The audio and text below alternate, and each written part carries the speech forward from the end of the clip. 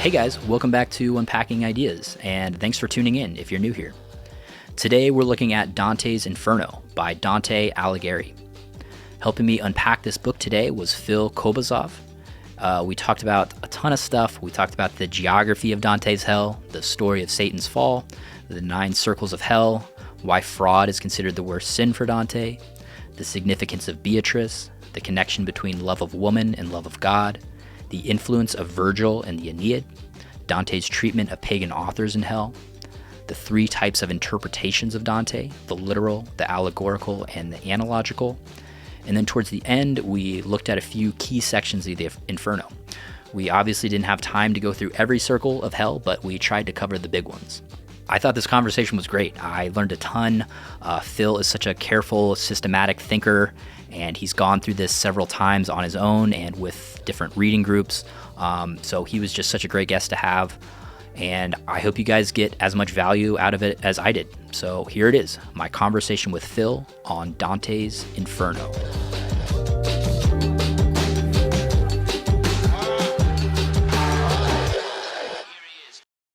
All right, wonderful. Well, Phil, thanks for doing this. Sure. So we met a couple of years ago during the pandemic. You were lecturing on Dante on one of the meetups that I go to. It was all digital, so we had people from like all around the world, and yeah, it was very cool.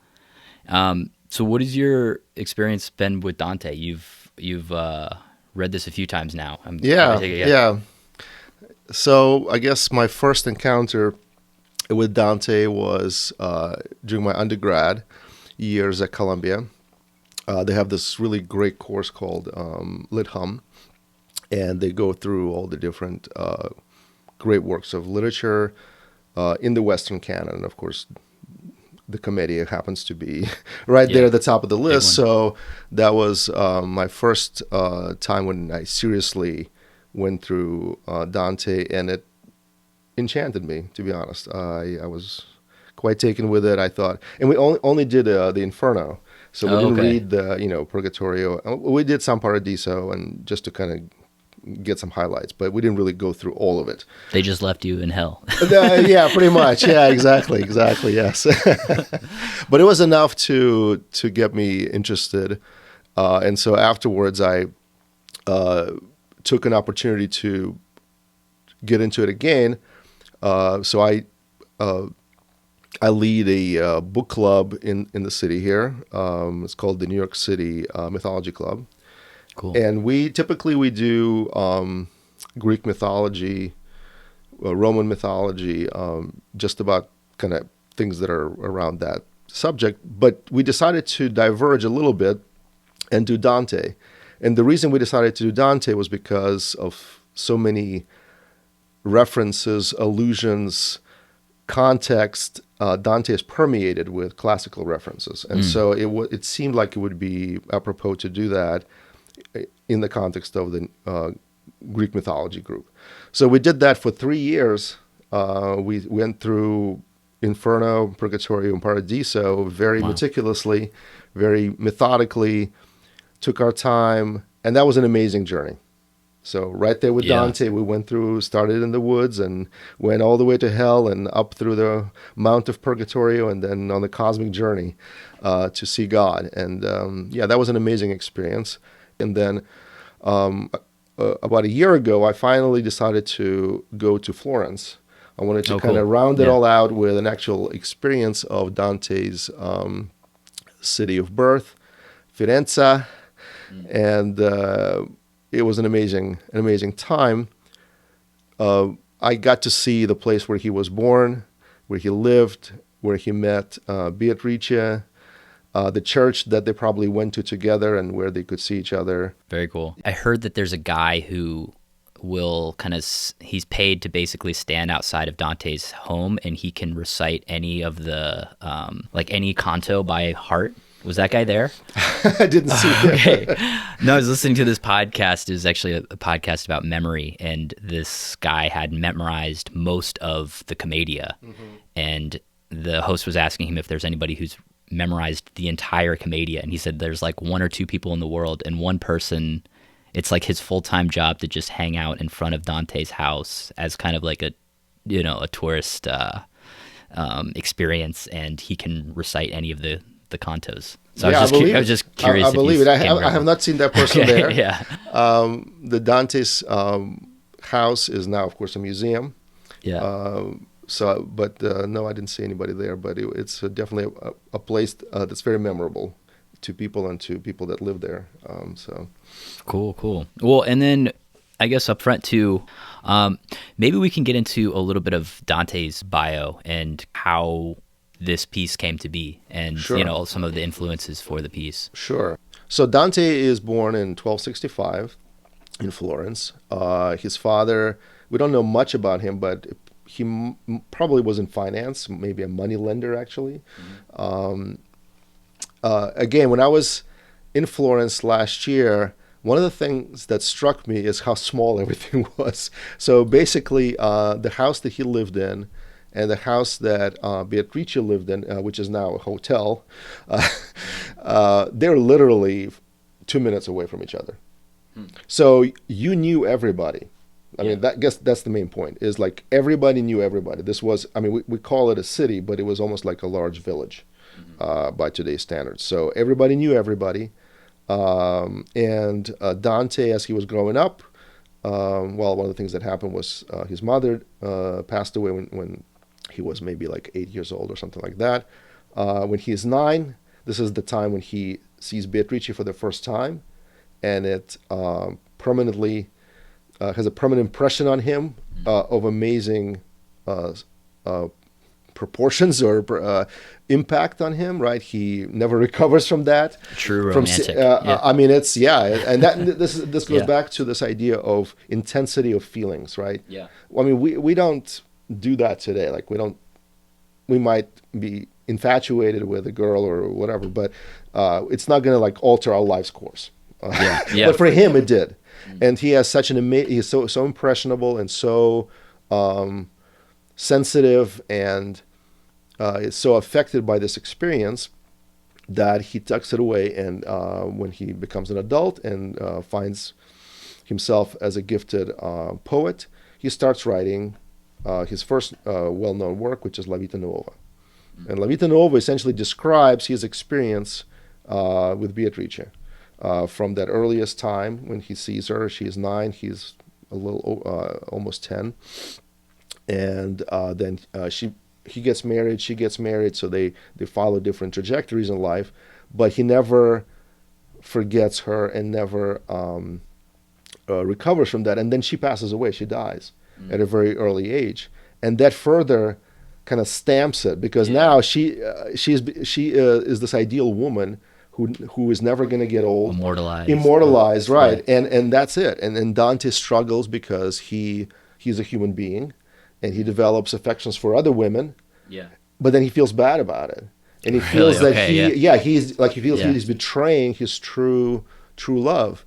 Wow. And again, all of that, these feelings of guilt and affection and love, and of course he describes it as having a vision of the god of love, Amor, who visits him, and he basically tells him that this is the person, Beatrice is the person that you should be devoted to. That's your focus, right? Even though he's married, even though he has all sorts of things going on in his life, that's his muse.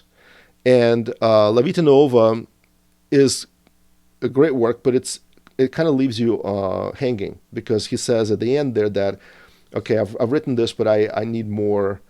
I need more depth. I need more experience, more something to finish this up, and I need to have more insight into,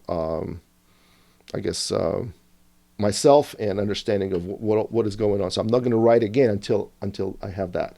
And so it leaves you kind of, like I said, a cliffhanger there, and the Commedia is really a fulfillment of that initial dream of writing and understanding. And I would say for that reason, the Commedia is not just a book about ethics or anything else, but it is primarily a love story.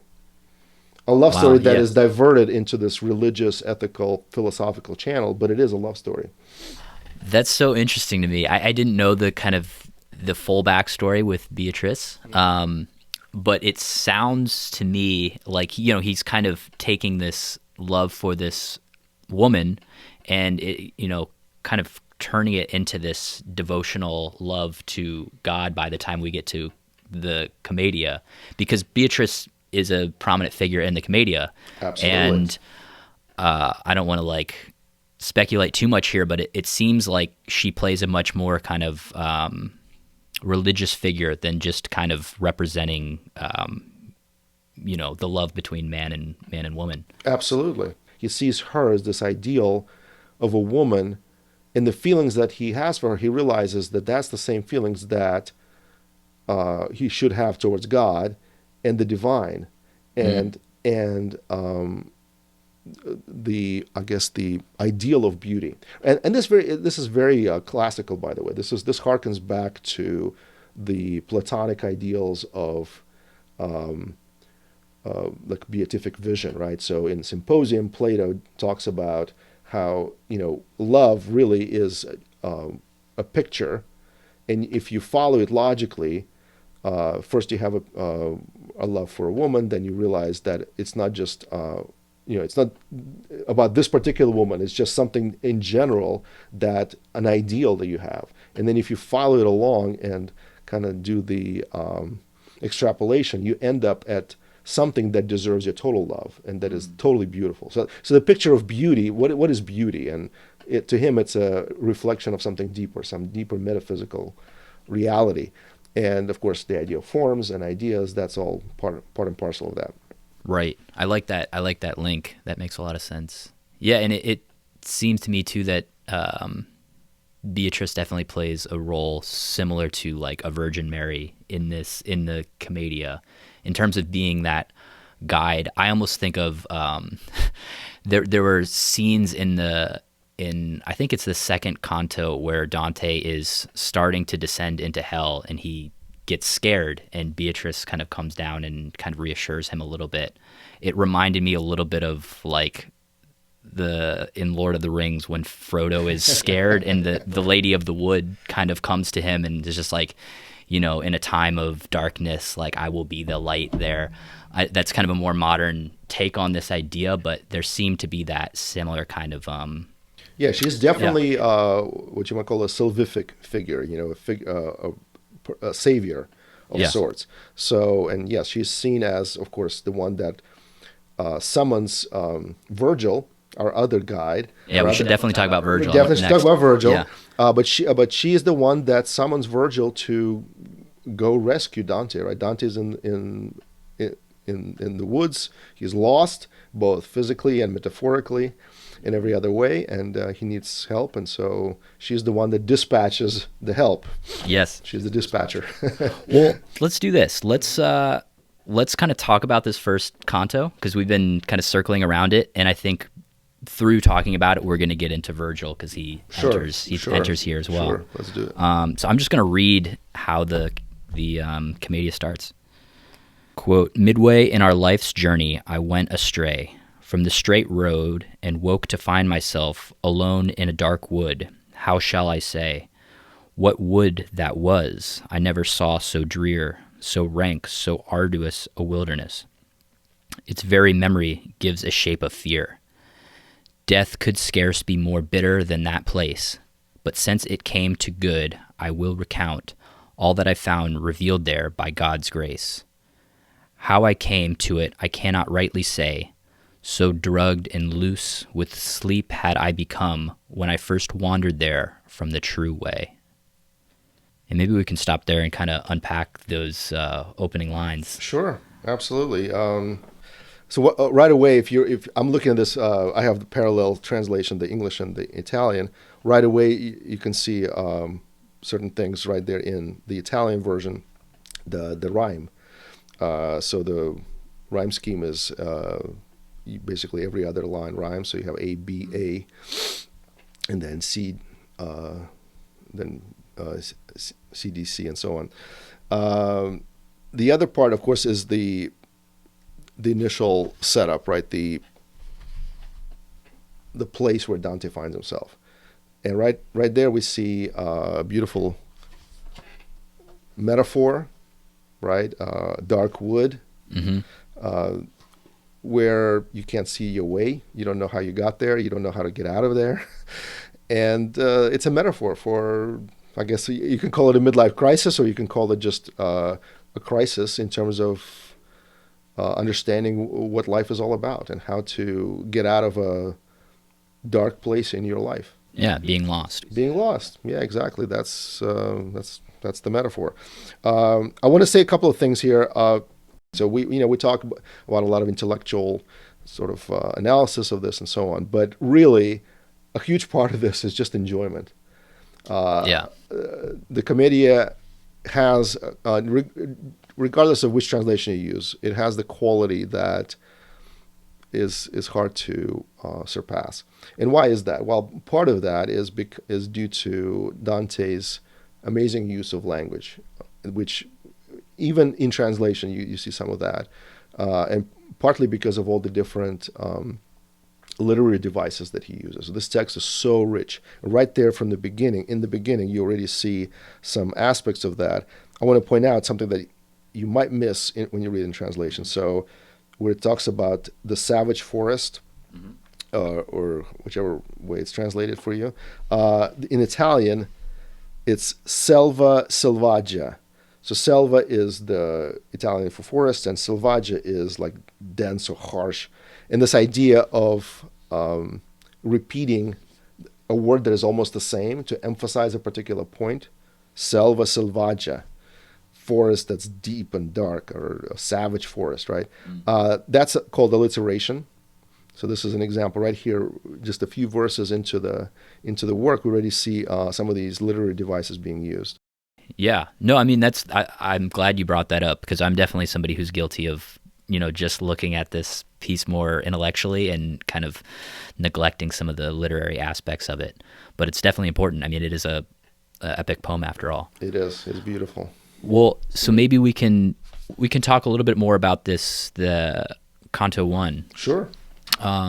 Because what I found interesting there is after Dante says, he's in this dark wood, he starts to make his way up towards the sun, right? Towards God.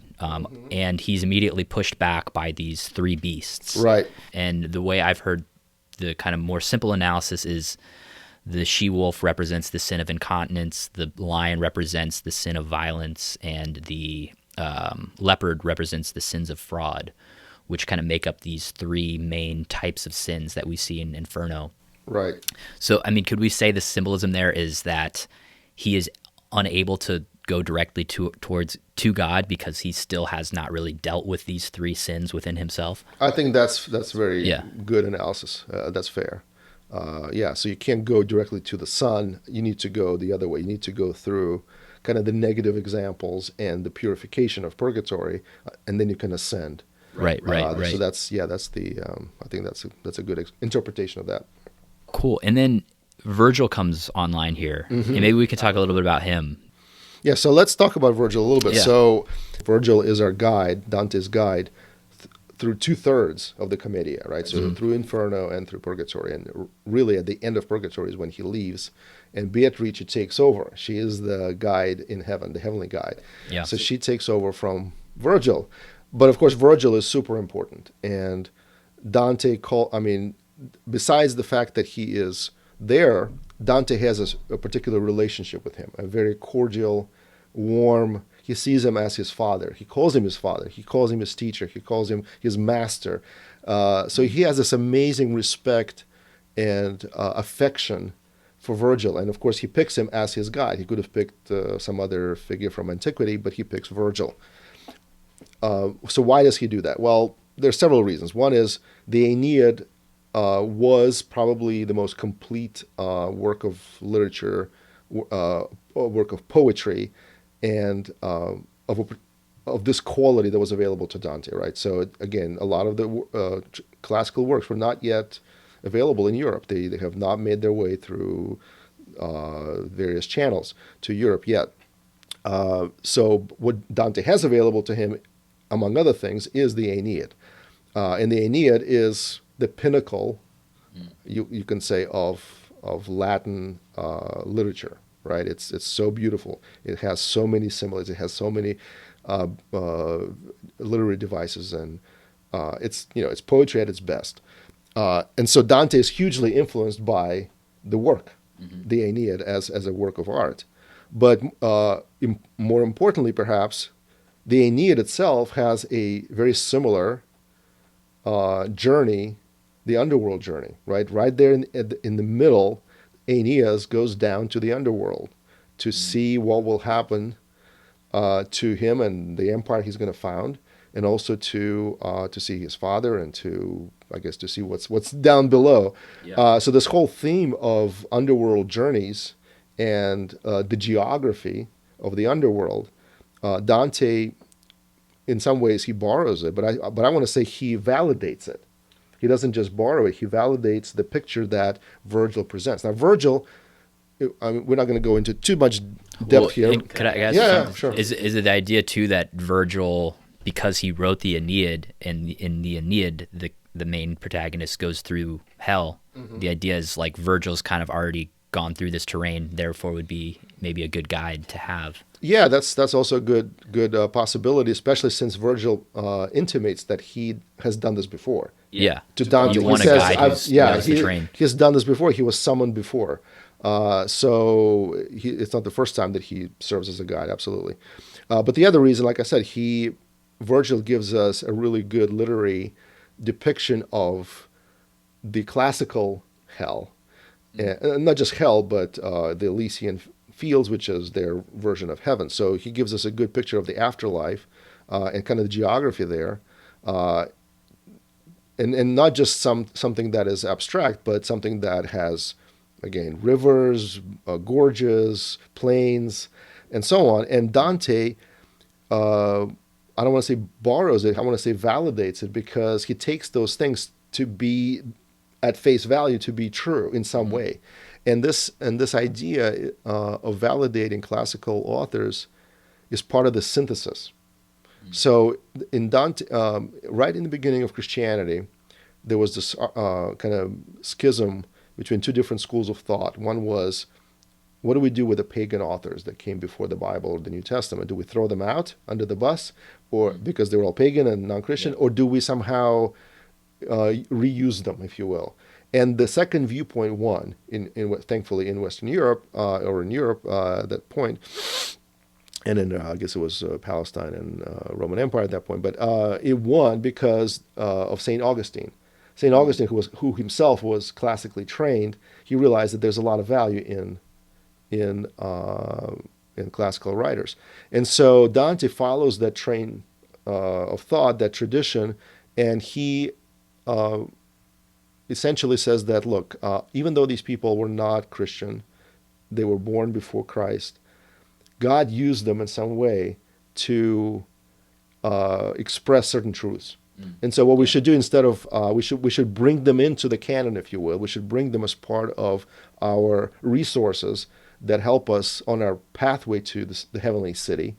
And Virgil is one of these guides, one of these light posts, if you will, that help us out, even though he himself is not able to enter, which is ironic. Yeah, so that's great. Well, and what you were talking about too, of the kind of conundrum a lot of the people in the medieval era were facing, was like, what do we do with these classical writers? Like, and I think it's kind of telling that Dante is facing a bit of that conundrum within his own Commedia. Like, where do we put all of these great writers and thinkers from antiquity? And we find most of them in limbo, in the first circle of hell. Yeah, there's definitely some ambivalence in Dante about what to do with the classical greats. Like you said, he puts most of them in limbo, and yet we find some of them in Purgatorio, amazingly. Even though, so he kind of contradicts himself there, because he says very emphatically that the reason they're in limbo is because they did not have the rites of baptism and and Christian tradition and Christian faith. And without that, you're not supposed to be able to get into heaven. So how come you have Cato, who was a pagan and a suicide, as the guardian of Purgatorio? It seems to contradict it, right? And then you have, I think, Trajan, is, I think, in Paradise. So you have these exceptions to these rules along the way, which makes me think that Dante was not fully convinced of his own scheme of things. I mean, and this happens all the time, by the way. Like if you read Marcus Aurelius, the Meditations, right?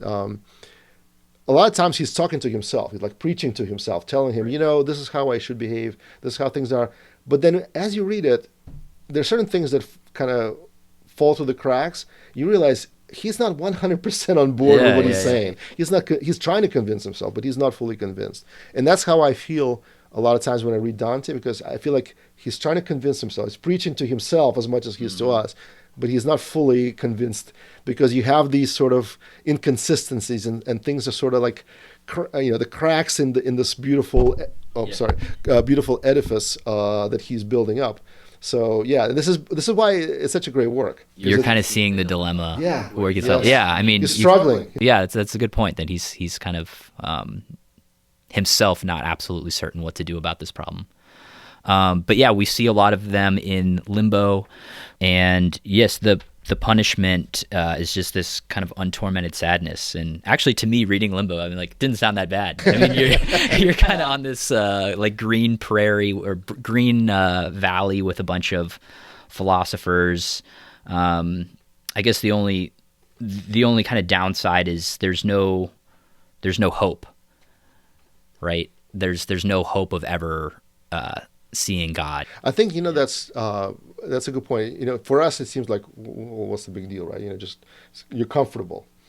But to these guys who are larger than life type of characters, right? So you have Aristotle, you have Homer, you have these are the champions, people that excel. So what do you take away from a person who loves to excel? You take you take the ultimate. You take the ultimate, which is the vision of God. So to them, that has to be torment, right? It's not, because it's not enough for them just to be comfortable. If their object in life was to be comfortable, they probably would not have been great. But their object in life was to be the best and excel, and that was the Greek ideal, by the way, is to kind of go to the fruition and to the ultimate of what you can be. Kind of realize your potential. So they are essentially in this permanent state of unrealized potential. I love that. I mean, that to me, it reminds me of the kind of like self-help gurus of today who say like the worst thing ever is to be average. It's that kind of idea of like mediocrity is the ultimate evil. Okay, so we talked a bit about Limbo. And maybe we should step back, because we kind of jumped in with both feet here. Now we're into hell. Sure. So let's maybe step back for a second and say a few words about kind of the project, right, of this book in general, and then how it's organized a little bit. So one of the really interesting things about Dante is, or maybe even other writers of that same period, is they're very kind of, I want to say self-conscious, perhaps. They want to be understood. They want to make sure they're understood. And Dante is explicit in this way. Like, for instance, when you read La Vita Nuova, he'll write something and then he'll say, "Oh, this is why I wrote this, by the way." So just to make sure you have no question about like what this means, let me expound it. And here's why. Literally, he will write a poem in the middle of La Vita Nuova, and then he'll say, "Okay, the first stanza means this, and the second stanza means that." That's funny, yeah. So he has this habit of making sure that he's understood. And because of that, it's very helpful. I find it very helpful, right? You don't have to guess. What did the blue sky mean in, Leo Tolstoy, blah, blah, blah. Well, we don't know, because he didn't actually say specifically what the blue sky meant. But Dante would tell you, the blue sky doesn't mean anything, but the she-wolf.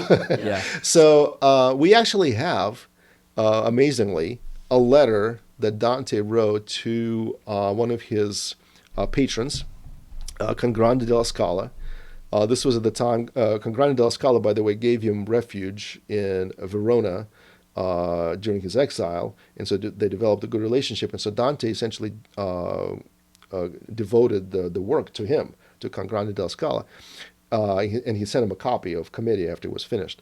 And with that manuscript, he sends a letter to him to describe what the work is about. So this is super helpful, right? You have the author telling you exactly what it is.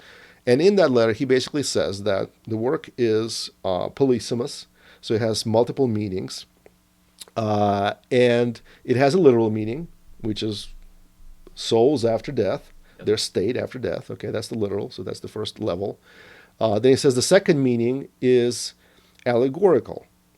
And the allegorical meaning is not souls after death, but the moral condition of a person and how to get them from point A to point B, which is how to deliver them from a moral quandary that they have, a problem they have, into a state of prosperity and blessing, which is heaven.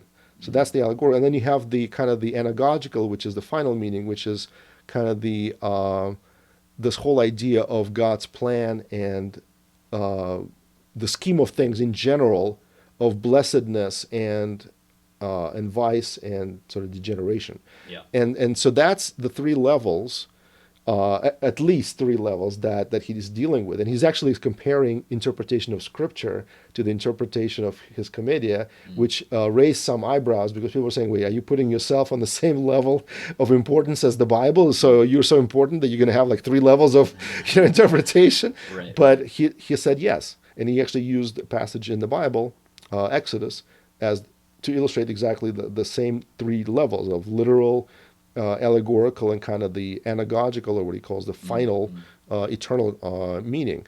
So the project of the book is to take people from the state of hell, state of decay, state of being lost, and to transport them into a state of blessedness through some sort of purification, and finally to give them a divine glimpse of what the beauty of divine love is, or you can call it beatific vision.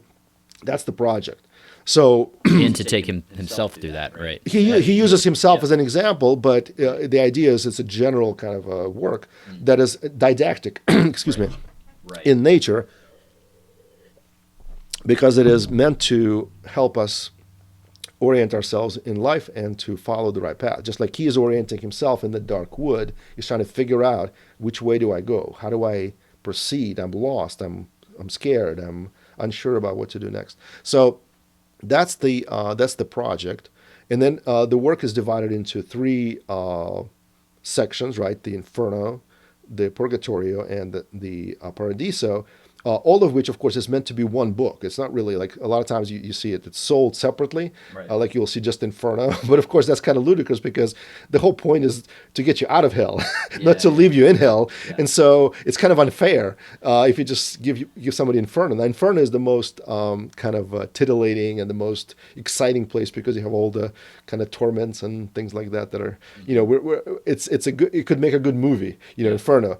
Paradiso and Purgatorio are less exciting in that sense, right? There's not a lot of like action going on, but they are amazing in terms of their intellectual and poetic quality still. So now that we've described the three parts, let's zoom in on Inferno specifically. Okay, sure. And maybe talk about the origin of this geography of hell, right? So we should probably start with the fall of Satan as the origin story for what hell looks like. So Lucifer rebels against God, and there's a war in heaven, and Lucifer is flung down into space, and he lands on Earth. He's like this bomb that implodes and creates this huge crater that has this sort of kind of a conic shape that gets narrower as you go down. So you have this crater going towards the middle of the Earth, essentially. And then if you keep going further down through the Earth, then you will come up on the other side with Antipodes, right?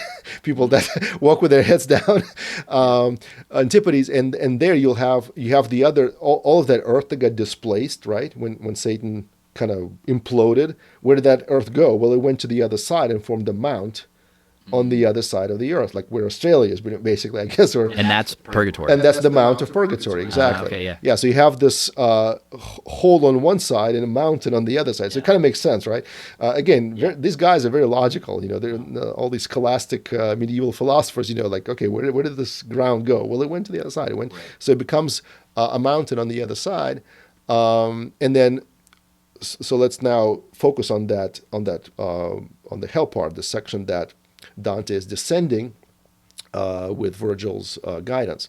So the way it's organized is you have, because it's a kind of a circular hole, you have these rings going spiraling down towards the center, right? So that you're going down and you're going around. So they go around each circle, and in each circle you have different divisions. Well, not necessarily in each circle, but you have, a lot of times you'll have divisions within each circle that a particular specific type of sin is described. But the overall structure of the sinfulness, I guess, is such that you start with the most innocent vices, if you will, or the least offensive vices, such as limbo, where the only vice really is the fact that these people lived before Christ. And they everything else they did in life was perfect, basically, is what he's saying. And then then you go down to the more serious. So what's interesting about that idea that certain vices are least offensive is what we find as being least offensive to God, according to Dante. And it's the sins of either kind of omission, right, which is what limbo is something that you didn't have any control over. And the next least serious one is lust, and other sins of incontinence, what he calls incontinence, which is lust, gluttony, and greed. Avarice. Yes, thank you. Right. So those are kind of like, they're almost instinctive sins, right? That are part of our nature. Human nature is such that we instinctively gravitate towards. There's like an animality. Right. There's a certain drive within us that we have to overcome not to do it. But the other sins, the violence and fraud, this is where you have more part in the sin, right? So violence is still kind of on the borderline because it has that rage part that typically is also, you can say, well, it's almost like incontinence because it's already something that's built into our nature. And so it's kind of in the middle there. So the murderers and the violent against themselves or against their neighbors or against God are not the lowest, not the most offensive sin, which is interesting, right? You would think that the way like our justice system works, we look at kind of the result. And so we punish people that are violent the most. But we don't punish like the thieves and the liars the most, but Dante does.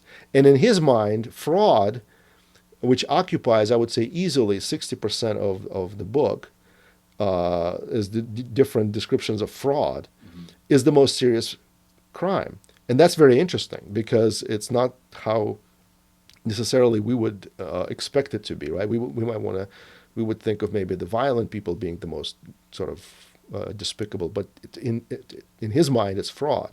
And we have a good description of why that is in Inferno 11. That's great.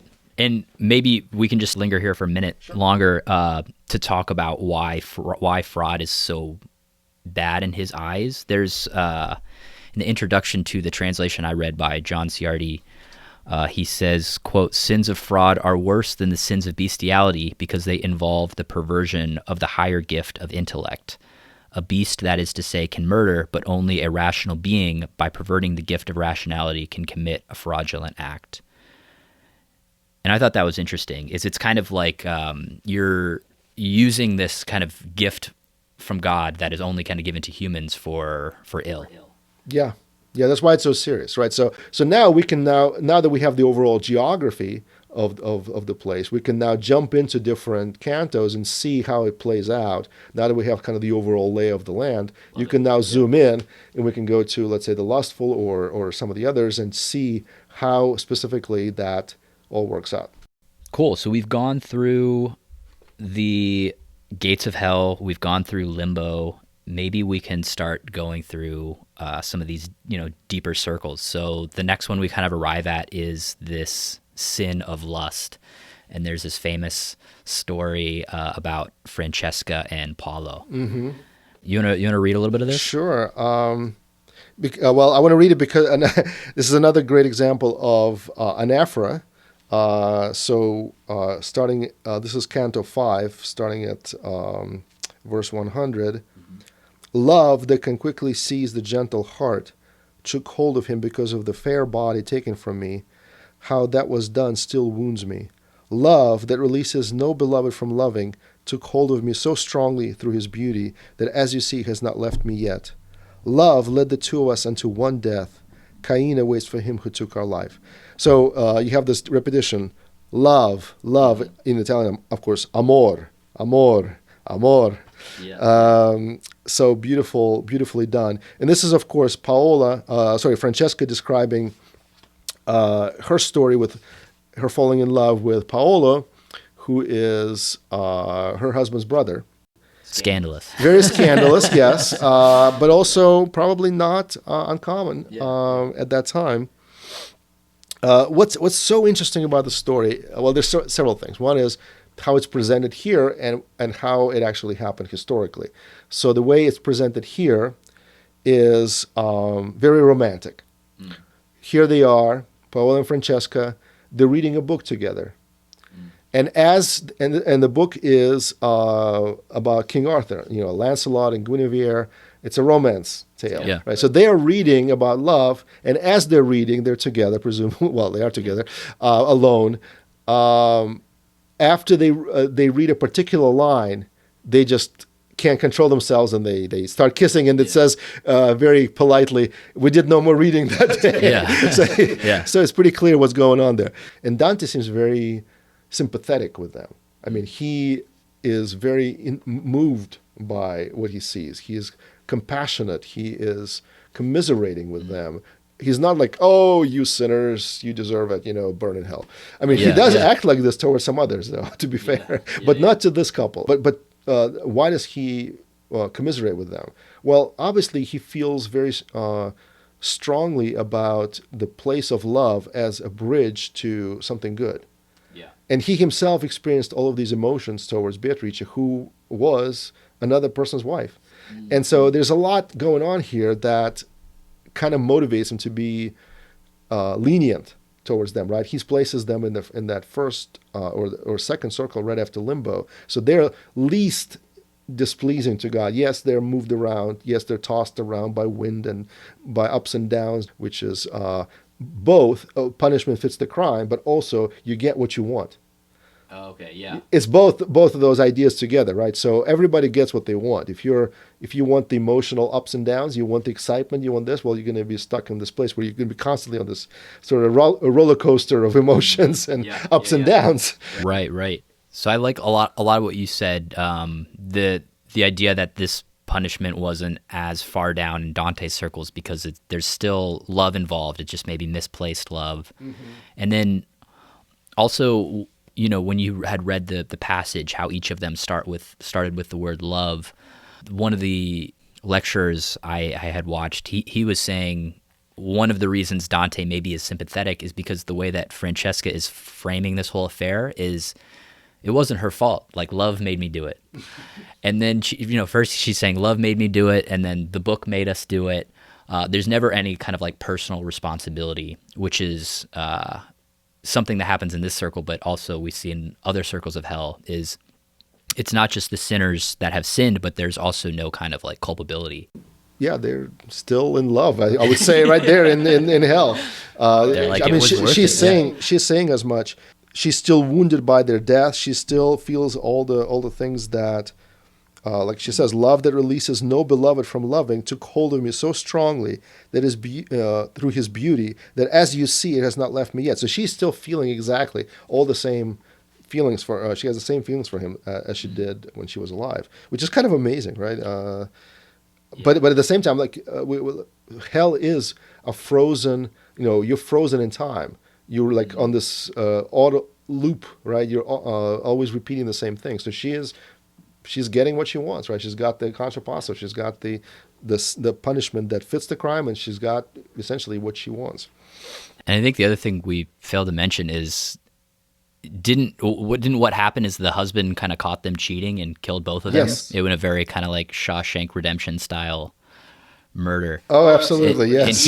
And the husband is in a further circle of hell for he's in murdering. Cain. That's what she mentions. Yeah, Cain waits for him who took our life. Yeah. So the implication is that he's not dead yet, but he will be there, Yeah. supposedly, yes. Because, well, Cain is actually for traitor, so I'm not sure if he is going to... The way hell works, by the way, is obviously, people don't just commit one sin in their entire life, but the way you're condemned, at least according to Dante, is the most serious sin that dominated you is the one that kind of Okay. dictates where you are, because you could be both a liar and Yeah, a I was murderer. wondering And about that as well. Yeah, so it's really the one that is like dominant in your life. So apparently for him, it was the something else, not the murder, but the betrayal is the one that dominated him. So yeah. Great. Maybe we can keep venturing deeper down. Sure. So we're obviously not going to have time to go through each of these circles. There's more of these sins of incontinence, gluttony, greed. So he kind of subdivides some of these. So we have these like 9 circles of hell, but then within the 7th circle, there's what are called rounds. So there's 3 kind of sub-circles within circle 7, and then circle 8 has 10 of these Melly balls, yeah.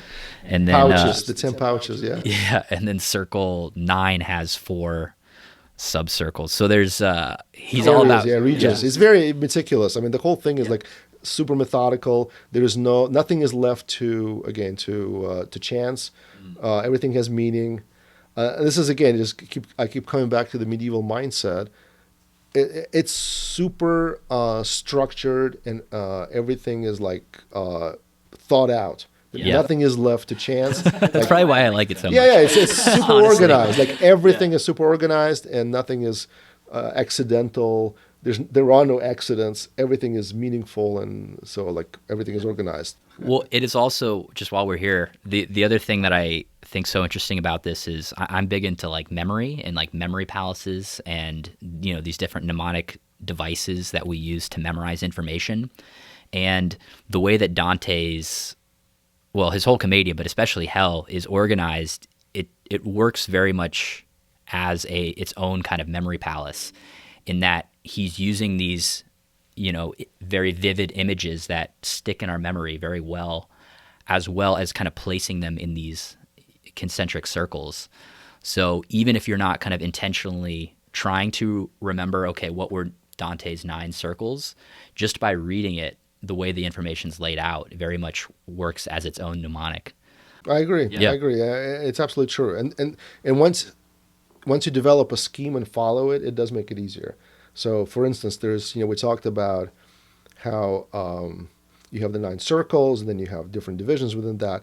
Also, you have other patterns, right? Within each of the circles, you tend to have several representatives of that particular vice. Typically, one of them will be from the classical literature, a classical example, and then another one will be a contemporary, perhaps, of Dante's, right? Yeah. So a historical counterpart. So you basically cover all of your ground, right? You have one example from one and from the other. So that pattern also helps you remember, because you can associate each circle with specific personalities, right? That stand out. Yeah. Right. So just like Paolo and Francesca, for instance, that's it's a contemporary example. But then also I think he had Helen in there, or somebody else, or who was the other one from the Aeneid? Dido? Dido, thank you. Yeah. Yes. So right there, you had the classical and the contemporary. So in pretty much that same scheme follows us all the way through. It makes sense as kind of a mnemonic device. Mm-hmm. I like that a lot. All right, so let's talk about this 7th circle. There's round 1 is the violence against the neighbor. Right. So these would be like murderers or barrators or something what he calls like strikers. Exactly. Yeah. The kind of traditional, like how we kind of normally think of violence. But then there's also these more kind of abstract forms of violence against self, and then violence against God is round 3. Yep. Yeah, so let's maybe read, this is Canto 13, just starting from the very beginning. Nessus had not yet reached the other bank when we began to make our way across a wood on which no path had left its mark. No green leaves in that forest, only black. No branches straight and smooth, but knotted, gnarled. No fruits were there, but briars bearing poison. And I'm going to skip down to verse 28, where Virgil suggests to Dante Therefore my master said, if you would tear a little twig from any of these plants, the thoughts you have will also be cut off. So Dante is hearing some like murmurs or sighs or cries, but he doesn't see anybody except for these trees. They're in this wood with black leaves and knotted, gnarled branches. It's kind of haunted, right? And while you're walking, you're hearing all these sounds, like somebody's crying or sighing and so on. And so Virgil asked Dante to tear off a piece of a twig. And as soon as Dante does that, here's what happens. Then I stretched out my hand a little way, and from a great thorn bush snapped off a branch, at which its trunk cried out, "Why do you tear me?" And then, when it had grown more dark with blood, it asked again, "Why do you break me off? Are you without all sentiment of pity? We once were men, and now are arid stumps. Your hand might well have shown us greater mercy, had we been nothing more than souls of serpents. As from a sapling log that catches fire along one of its ends, while the other it drips and hisses with escaping vapor, so from that broken stump issued together both words and blood, at which I let the branch fall and stood like one who was afraid." So there's a lot going on here, not the least of which is this another beautiful simile of the sapling log in a fire. So imagine you throw in a log that's kind of wet into a fire. If you've ever done that, you know that it starts, the water in the logs, it starts to hiss as it evaporates. Yeah. And this is what Dante is describing as he breaks off this little branch. It hisses and you have blood and kind of air and words coming out at the same time. So these people are suicides, and they, this is violence against self. Violence against self. So what they did is they took their own bodies. They did violence against their own bodies, which again, in that mindset, in the medieval mindset, you don't own yourself. You're a creation of another being. So if you hurt yourself, it's like you're hurting a property that doesn't belong to you. Mm-hmm. And so because they hurt their bodies, now in hell, they don't have bodies. Yeah, so that's right. The contrapasso part. They are actually like these stumps, trees, and their bodies are nowhere to be found. Right. All that's left is they only have a semblance of a body. Now, we should say that everybody in hell actually doesn't have an actual body. So Dante hints at the final resurrection where all the souls in hell will be given their bodies, and they will suffer even more. So their suffering will be complete and perfect. Yeah. They'll reach that state of completion when their bodies will be returned to them, and they will be with actual bodies in hell. So, but for these guys, the suicides, their bodies will be returned, but they'll be hung next to them on the tree. So they'll forever, oh my gosh. Yeah, kind of reminisce about their bodies. That's pretty intense. Yes, it's pretty intense. Yeah. Is there anything else on that canto you want to I think this talk is about? this is it. I think this is beautiful right there. Just a picture of contrapasso there. Yeah. That they don't have their bodies. They're like contorted trees. They didn't want to have a body. They committed suicide. That's what they get. Yeah. Let's keep circling down. All right. So we're into the eighth circle. This is the fraudulent and the malicious. We were thinking maybe we'd talk about the evil counselors. Right. And this is interesting because we see Ulysses here. Right. Who we would think would at the very least be in like limbo or something. Something nice. Yeah. Something nice. Yeah. But what is Dante accusing Ulysses of? Well, I mean, we can read it or just to summarize it to say that he is in fact accused of deceit, and he. But interestingly enough, when you read Odyssey, it starts out by introducing him as a man of many ways. He's this wily character, right? To say that he's a man of many ways, I guess it means that he's like a strategizer, right? He's a guy who comes up with all these stratagems. And we know of many instances of him strategizing and showing his wit and his kind of ability to get to the bottom of things or even deceive. I mean, and that's really, and in classical literature, it's seen as a positive. It's seen as a asset. right? In that scheme. So for instance, like to be witty, cunning, cunning, clever. yeah, to be cunning. Yeah. I mean, and it helps him get out of death, right? Many times he deceives the Cyclops, yeah. and famously but he also does like things like, if you remember, he's sent to retrieve Achilles, who is hiding as a woman on this island, right? He's trying to summon him to fight during the Trojan War. And so what does Ulysses do? He kind of uses pretense to some pretext for showing different gifts, and of course he shows like including swords and things like that, and then he stages a fake attack, and of course all the women run out, and Achilles goes for the sword, and that's okay, that's Achilles. So there's only women supposedly on that island, so it's pretty easy. So clever, right? So clever, but also a little deceitful. And then of course the famous Trojan horse is the prime example of deceit. Now let's just mention one thing. From the Greek perspective, the Greeks were the heroes in the Trojan War. They sacked Troy, they did what they wanted to do. But from the Aeneid perspective, right? What is the Aeneid? It's the story of people that escaped from Troy. The Greeks were the villains. And of course Virgil, and by extension Dante, look at the Greeks as the villains. And at Ulysses as the prime villain. I mean, they sacked this amazing city for the sin of one man, essentially, and caused enormous suffering and death and so on. So from their perspective, the Greeks are the villains, and Ulysses is certainly top 10 among those. And Ulysses uses his cunning to get in. Ultimately, they can't win it in a fair fight. So what do? They leave the Trojan horse. The horse is wheeled in, and we all know the story. So it's cunning, it's deceit. I mean, you have several instances of that happening. And here, Dante kind of concocts a story, which is, we don't find that really anywhere. I mean, it's kind of loosely based on some intimations, but we don't really have anything like this. A story of Odysseus leaving with his men to search for the ultimate West, which is very interesting because the West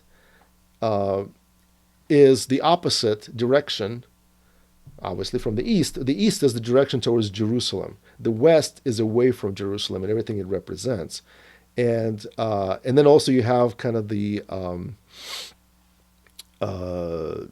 this idea of we want to leave our families, we want to leave everything that kind of we have going for us, the normal human life and what's expected of us as husbands and fathers and so on, and we're going to go on searching for this ambitious we're going to be on this exploratory project. We don't really know exactly what we're looking for, except for we want to push the boundaries. We just don't want to stay kind of limited and bounded by norms of society. I mean, that's really what's happening here. And Odysseus uses his smooth talking. Smooth talking to convince his buddies to go along with him, even though they're already like old, and he says we're all old and weak and slow, but he convinces them that that's a great idea. Let's go on and do this, and essentially he takes them to their death. So that's the evil counsel part. But there's a lot more going on here, because it's not just him giving them bad counsel and tricking them. It's this whole idea of living in a world outside of any kind of boundaries. This idea, by the way, of Ulysses is very modern. I mean, that's how typically we think along those same lines. We don't think of boundaries as a good thing. We think of boundaries as a bad thing. But in medieval mindset, it was the opposite. Boundaries is what keeps you kind of on a straight and narrow. Lack of boundaries is what creates chaos and death and destruction. And so in Ulysses' case, the idea is let's look at everything that life has to offer. So he kind of equates there, and we can maybe read a couple of verses that he talks about right around, this is Canto 26, verse 91. Ulysses, or Odysseus, when he's questioned by Dante, he says, "When I sailed away from Circe, who'd beguiled me, to stay more than a year near Gaeta, before Aeneas gave that place a name, neither my fondness for my son, nor pity for my old father, nor the love I owed Penelope, which would have gladdened her, was able to defeat in me the longing I had to gain experience of the world and of the vices and the worth of men.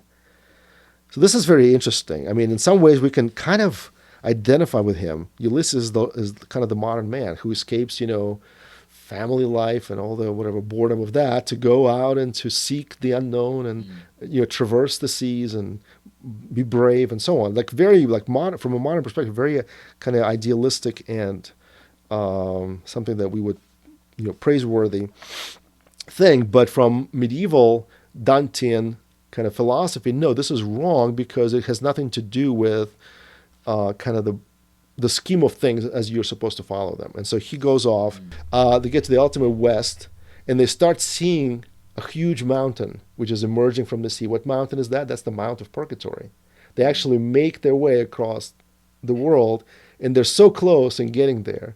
And you would think, okay, they got there kind of by cheating, right? Yeah. Instead of going through the normal way that you're supposed to go, they went through, and now they're in purgatory. Are they going to ascend to heaven? Well, no. God makes sure of that. So he sends a huge gale and they're drowned. Just before they get there, they're so close, yet so far away. And so now they end up in the lowest hell because of the life of this kind of fraud and trickery and so on. Okay, so that is interesting. Okay, so you're kind of saying one of the kind of sins Dante accuses him of is kind of tricking his men to go on this voyage with him by kind of making them think that it's in their best interest, where really it's in Ulysses' best interest. But the maybe greater thing is he's kind of trying to trick God. He's trying to kind of cheat his way into heaven. Definitely that. Take the shortcut rather. Definitely that. But also this kind of moral equivalence. In other words, I want to see the ways of men, their worth, and their vices. Everything is on the same plane. Yeah. There is no higher or lower. There's no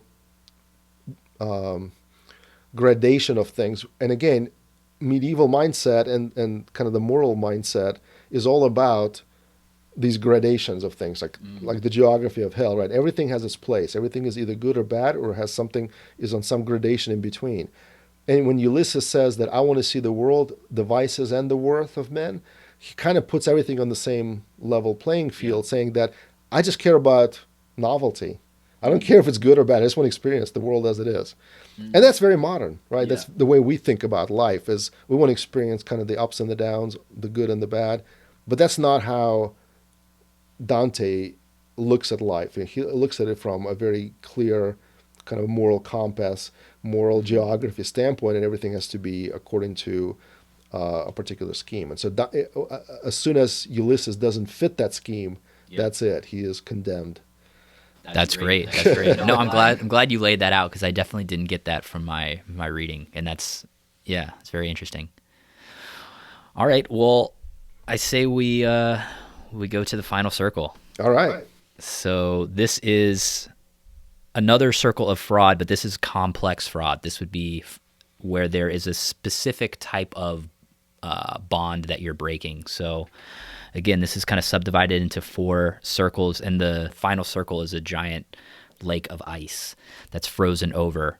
And as you go to go further and further into the center, the sinners are more and more kind of encased in the ice. So the ones on the outside of the lake are in it up to their chest. The ones in the next are like in it up to their head, and then their eyeballs. And then when you get to the center of the circle, they're completely submerged in the ice.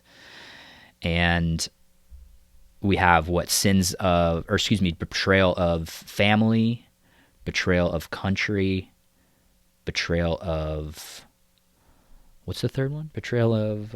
It's basically based on the type of bond and how close you are. So it starts from a more general, and it goes all the way to the most intimate bond that you have, with, of course, Judas occupying the lowest place of that, because his bond with Christ was seen as the most intimate bond you could have with the Son of God. I mean, with God himself, right? Betraying that, I mean, what can be worse than that? That's the ultimate betrayal. Right. So... yeah, maybe let's talk about Judas and the ultimate evil. So in this circle, we have Satan completely submerged in this sheet of ice. The only movement is Satan's wings, which apparently are just making things even more frozen. Yes. So we're just, completely submerged. It's like the refrigerator where you have the cold air being pumped, throughout it. Yeah, It's yeah. exactly that Okay, idea. that's the idea. And then Satan is this kind of three-headed beast, and in Satan's mouth we have, on the right and the left, he's chewing on Brutus and Cassius. Right. And then in his middle mouth, he's chomping on Judas. Right. And it's pretty clear what Judas's sin was, betrayal of Jesus. And I don't know, do we want to say a little bit more about why this sin is so terrible in Dante's eyes? Well, ultimately, again, it's a kind of combination of all of the above, and also being the worst, the ultimate worst. So, in some ways, Christ was Judas's brother, if you will. He was his teacher. So he was betraying kind of everything. You can say he was betraying humanity as a whole by his betrayal of Christ. So it's like your country, all of the other sins are kind of wrapped up into in that one, because he did all of it essentially. But I would say that the reason it's the worst is because it's ultimately you're betraying the person who literally has no sin, right? I mean, Julius Caesar, for whatever we might admire him, or he still was a man of. He killed a lot of people. Yeah, killed a lot of people, exactly. But Christ was like the ultimate innocent person, and so to betray that, it's like you're betraying the best. You're doing the worst to the best, and that's and this idea of like calling white black and black white in the Bible, that's always condemned, because you're like, if you're reversing the moral compass and you're saying what's good is evil and vice versa, then I mean that's punishable. That's a serious thing. Great. Yeah. And then we should talk about how Virgil and Dante escape from hell. Right, so they just keep going down, but then they start going up, and Dante. What's interesting is Virgil is Dante understands that since the world is round, at some point you're going to have to like reverse your direction, and so they kind of reorient themselves, right? Because they can't go feet first; they need to reorient, so they start climbing. And it's kind of clear there from the passage that that's what they do. And then eventually they get out on the other side. And one of the first things that they see is... don't they actually climb down Satan's body? Yes, they do. Yeah, so before they get to the center of the earth, they have to literally climb down Satan's body, which is an experience.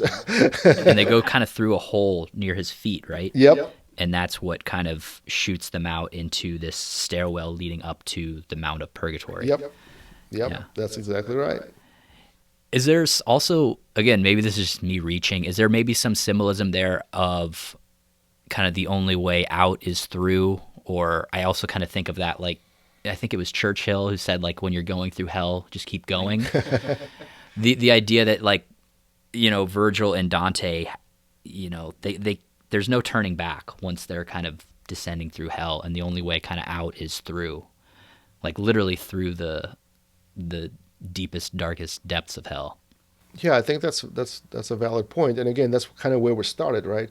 Mm-hmm. Dante could not ascend directly in that valley towards the sun. He had to go the other way. Yeah. And Virgil said the only way you can do this is, like you said, through hell and through all the other through purgatory, and that's a longer road, much more arduous and scary and fraught with all sorts of dangers of demons and things like that. Yeah. But ultimately, that's the only way, and I think that has a lot of meaning to me, in that you have to really understand virtue, you have to understand vice, and again, we talked about psychology and desire. And, a lot of these sins, it's really, the way I think about it is it's misdirected desire, or a desire that is out of balance with something else. So if you, it's not bad to eat or to drink, but it's if you make that the center of your world, then you're guilty of gluttony and or an avarice, and your mind, your reason is what helps you kind of understand that. So everything is involved. It's your emotions, your desires, but also your reason, and also finally your will to do the right thing. And so Dante kind of again creates this kind of psychological explanation of how this all works. And you have to go through it. You have to go through each sin, each part of the kind of the human psychology and the landscape of human vices in some ways to understand the nuances of that. But they are obviously it's impossible to figure out all the wrong turns. But he gives you a really good overview of the possible ways you can screw it up. Yeah. and then once you're done with that, then the next question is, well, how do we overcome that? Now that I know everything that's wrong with me, in a sense, how do we overcome that? And that's what purgatory is about. And there you have, we just finished with the negative examples, and now we're going to have the purification and the positive examples. And what purgatory is really all about is this ascension, the mount. And there, it's the opposite, right? So in hell, you start out with the lightest sins at the initially. Yeah. And then you go to the gravest sins at the bottom. In purgatory, as you ascend, the gravest issues you have to deal with are at the bottom. So you deal with those first, and your journey becomes lighter. Mm-hmm. As you get rid of and get purified from the things that are most obnoxious, your journey, you become lighter and lighter and lighter. So it's like you have a backpack full of large stones, and you're just dispensing with these stones as you these rocks as you go along, as you climb the mountain. So as you get rid of pride and whatever else it becomes easier. And then of course the last thing that they climb is lust. Like purifying lust is the last thing at the Mount of Purgatory, because it's the easiest. Once you get rid of all the other stuff, it's easier to, theoretically at least, in Dante's world. I love that. Yeah. Well, and I guess another way of thinking about the sins, at least, is we were kind of saying like, this is what happens if you make kind of lust your ultimate aim. Or I guess another way of saying that is if you make lust your God.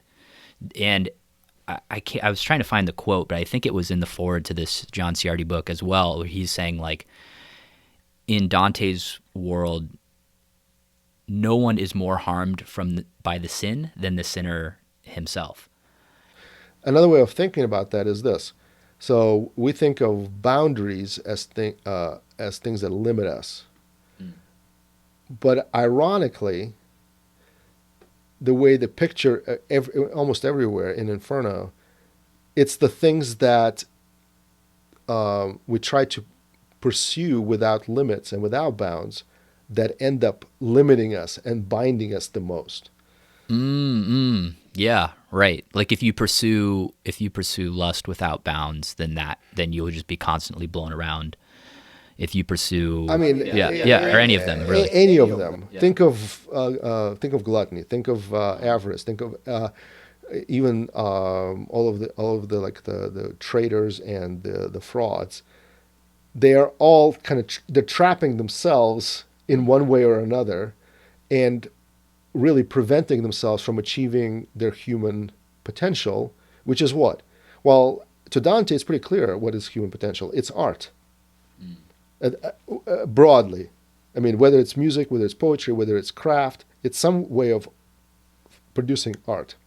So that's what we humans are designed to do, is to be artful. Be creative, just like our creator, because we are echoing our creator. That's the idea.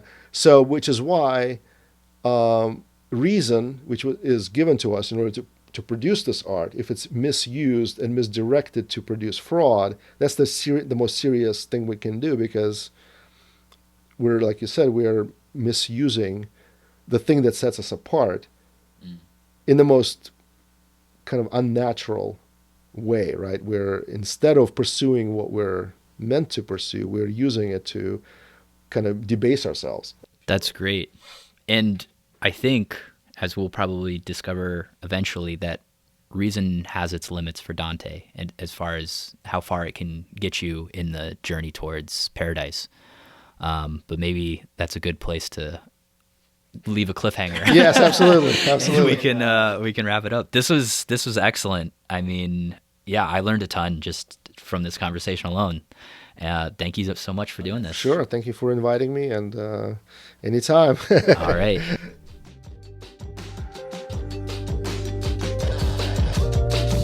Hey, this is Zach. Thanks for listening to Unpacking Ideas. If you're enjoying the podcast so far, be sure to follow it so that you get notified every time I release an episode. And if you're listening on Spotify or Apple, I'd really appreciate if you could take a few seconds to rate the show. This really helps with the algorithm so that more people can discover it. Also, if you would like to get in touch with me or to hear about what's coming up next on the podcast, visit unpackingideas.com/podcast. And there I post links to books and essays that we'll be discussing on future podcast episodes. All right, that's going to do it for today. Thanks so much for listening, and I will see you next episode.